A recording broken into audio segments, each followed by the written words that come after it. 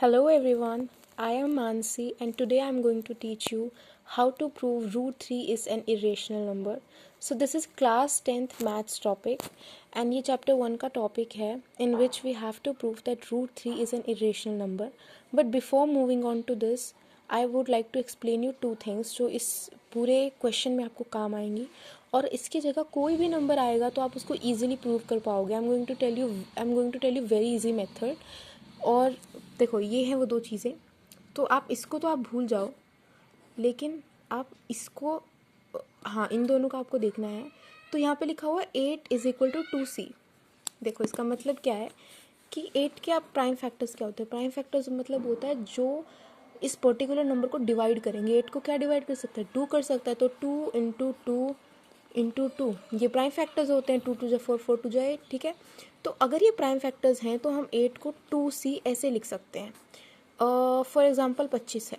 25 के क्या prime factors होते हैं 5 इंटू 5. तो 25 को हम 5c लिख सकते हैं. ठीक है, ऐसे लिख सकते हैं और ये वेरिएबल चेंज हो सकता है. आप c की जगह कोई और वेरिएबल ले सकते हो. ठीक है, अब हम मूव करते हैं अपने क्वेश्चन पे. उससे पहले एक और चीज़ देखो, यहाँ पे मैंने लिखा भी हुआ है prime number if divides the square of a number then it will also divide the number.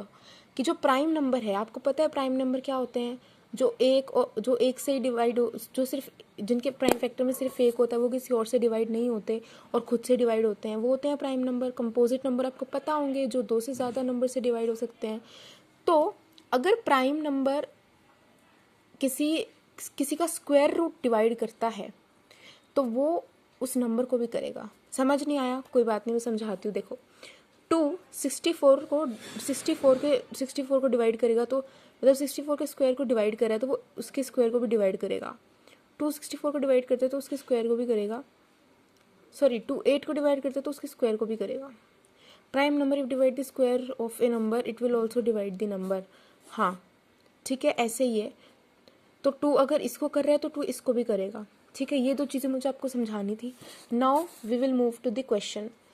जो आपको दे रखा है उससे उल्टा सोच लो. इसमें दे रखा है to prove root 3 is an irrational number. तो हम इसका उल्टा सोचेंगे कि suppose root 3 is a rational number, ताकि लास्ट में हम कॉन्ट्राडिक्शन करके इसको प्रूव कर पाए. कॉन्ट्राडिक्शन मतलब होता है जब आपकी मतलब जब आपने सोचा है उससे उल्टा हो जाए. ठीक है, तो root 3 is equal to P by Q. आपको पता है रेशनल नंबर को हम पी बाई क्यू की फॉर्म में लिख सकते हैं, जहाँ पे पी एंड क्यू को प्राइम नंबर होते हैं. को प्राइम नंबर मतलब होता है जो सेम नंबर से डिवाइड नहीं हो सकते. तो देखो बेसिकली अगर हमने प्रूव कर दिया कि पी और क्यू सेम नंबर से डिवाइड हो सकते हैं, तो हम ये भी प्रूव कर पाएंगे कि रूट 3 जो है एक इरेशनल नंबर है. कैसे करेंगे, इसको हम ऐसे लिख लेंगे. ठीक है, और root 3 into Q is equal to P. इसको आप इधर वैल्यू लिख दो या इधर लिख दो, उसमें कोई बड़ी बात नहीं है. स्क्वायरिंग बोथ साइड, अब दोनों साइड आपको स्क्वायर कर देना है.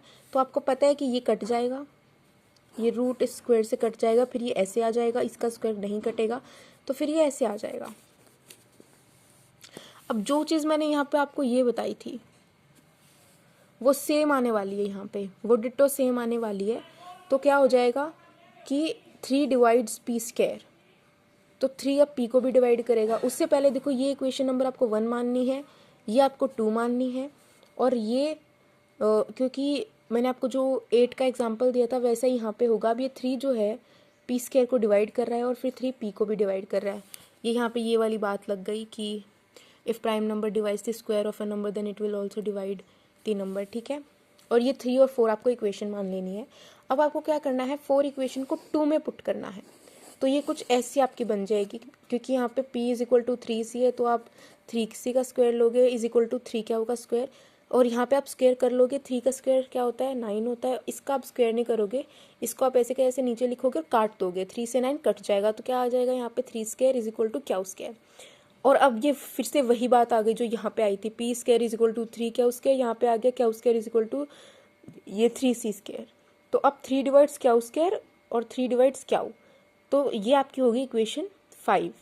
अभी देखो हमने पहले तो बोला था कि p और q को प्राइम नंबर हैं, ये एक नंबर से डिवाइड नहीं हो सकते, लेकिन यहाँ पे तो 3 ने p को भी डिवाइड कर दिया और q को भी डिवाइड कर दिया.